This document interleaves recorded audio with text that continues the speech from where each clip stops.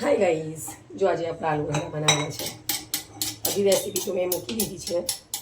પણ આમાં કેવું થાય ખબર છે, આલુ પરાઠા બનાવીએ ને તો મને ડાયરેક્ટ મસાલા કરીને મને થોડું સાતલું જ ભાવે છે. શું કેવું દેવરાજ? સાચી વાત. જેમ કે આ જો અડધી એક પરી જેટલી મેં પી લીધું છે. એની અંદર અજવાઈનનું મેં આજે એ કર્યું છે વઘાર, અને એના અંદર આપણે આ છે લસણ અને લીલા મરચાંની પેસ્ટ છે એ એડ કરી દઈશું. લસણ અને અંદર આલુ પરાઠામાં થોડું અંદર કાચું જેવું લાગે છે એટલે મજા નથી આવતી. ઘણા લોકો એવું ડાયરેક્ટ જ બનાવે છે, પણ અહીંયા આપણે ડાયરેક્ટ નથી બનાવતા. આ રીતે બનાવીએ છીએ. દેવરાજ, તમે આ બધું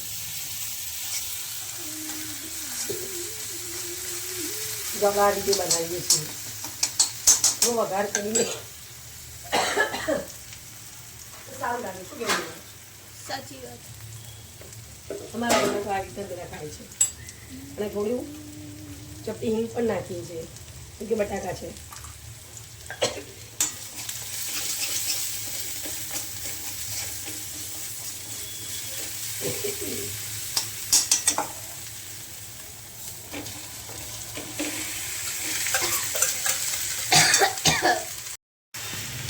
પછી આ છે ને આપણે બધા આલુ અંદર મિક્સ કરી નાખીએ તો થઈ જશે. ચમચીથી હું કરું છું.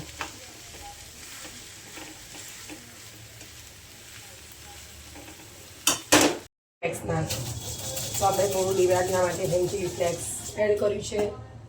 એટલે આ છે આપણું ઓરેગાનો. ખબર નહીં દીવરાજનો ઓરેગાનોનો કેમ સ્વાદ ગમે છે બધામાં ઓરેગાનો.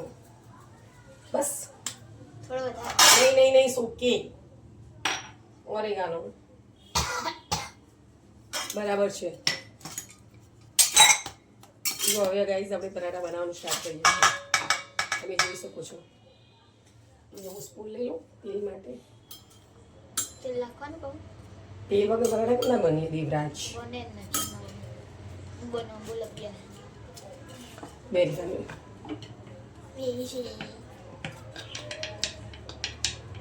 કેવી એક્ઝામ આજે તાર હતી ને? આજ તો તું ગયો જ નહોતો સ્કૂલે. નતો કે ને તૈયાર થયો તો ખબર છે, વોમિટિંગ થતી હતી તો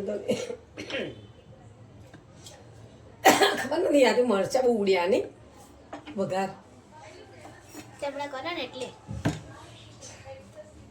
કરવું જ પડે ને. વઘાર પર હા, વઘાર કરે ને તો ભાવે ને. વઘાર વગર ટેસ્ટ આવે નહીં. અરે લેવું ભૂલી ગઈ. બાફેલા વટાણા પણ છે. લાય એ રે નીચે લઈ લે ને. હા, લઈ લે ને. મારે આને ખાલી ખોટું એ ગોણી આપી દે. ગોણી મૂકી ગોળી પડી. વટાણા ગાઈ તો બાફ્યા હતા પણ રહી ગયા એડ કરવાના. જો આ વટાણા એડ કરો બાફ્યા હતા મેં, પણ અંદર એડ કરવાનું શું ભૂલી ગઈ. એમાં ફરીથી સારું ઓલું પર બનાવવાનું સ્ટાર્ટ નથી કર્યું. હવે આપણે સ્ટાર્ટ કરીએ. બરાબર છે. તમે એવું લઈ લીધું છે. મમ્મી ઉભી રહી.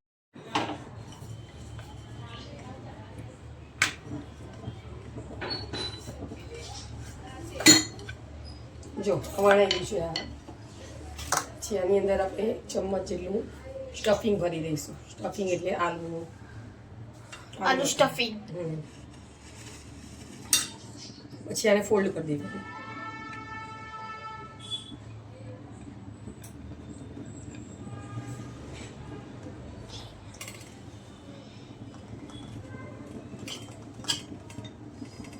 આની અંદર આપણે હજી બધું એડ કરીશું ઇન્દ્રાજ. પછી ધીમા ધીમા હાથે પોચા હાથે એકદમ સોફ્ટ એવી રીતે વણતા જવાનું છે.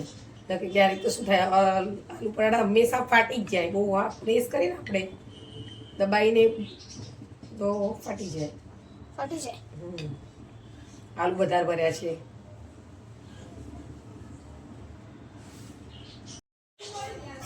જો અહીંયા ગાડી આલુ પરોઠો શેકાય છે.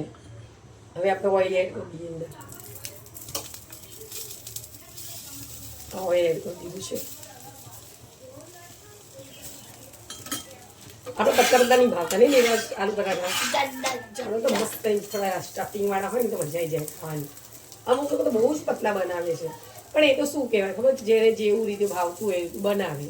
શું કેવું દેવરાજ? અમાર તો આવી રીતે ભાવે. હા બધાની સ્ટાઇલ અલગ અલગ હોય બનાવવાની. આમાં તો થોડું સ્ટફિંગ વધારે ભરે, પછી બાજુમાં ક્યારેક ફાટી બી જાય એવું સ્ટફિંગ ભર્યું હોય તો. હજુ વટાણા બહાર આવી ગયા પણ ચાલે.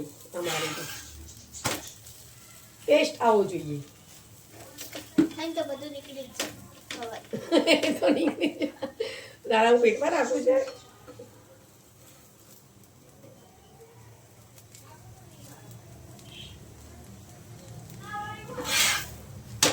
જો ગાઈસ પેલો સરસ બ્રાઉન શેકાઈ ગયો છે મારો પરાઠા.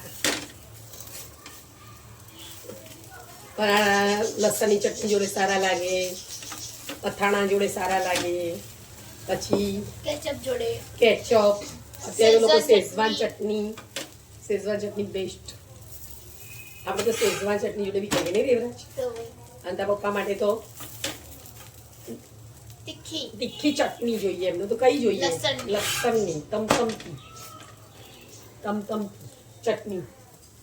ખબર નહીં એમને કેમ એવી ભાવે છે. અને જે બંધ ખાય એ તો એવું જ હોય એનું. એમના માટે તો બનાવીએ જ છીએ આપણે. જો ગાઈસ મારો પરાઠો. હવે આપણે બીજું પરાઠું બનાવવાનું સ્ટાર્ટ કરીએ.